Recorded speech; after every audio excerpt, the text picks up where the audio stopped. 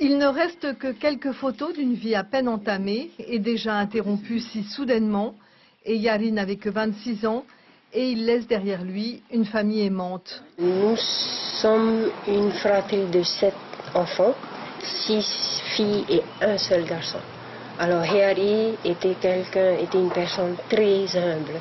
Sportif et courageux, il avait combattu en Afghanistan et au Mali, mais c'est une forme foudroyante de paludisme qui l'a tué en Centrafrique, où il était arrivé il y a quelques semaines.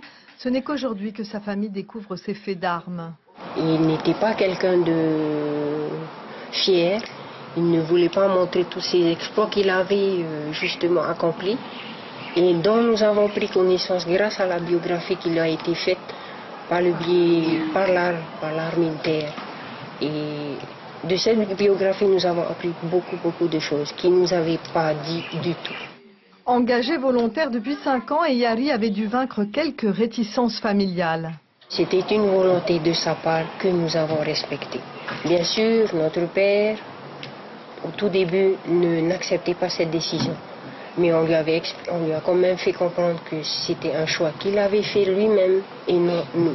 Donc, autant le respecter.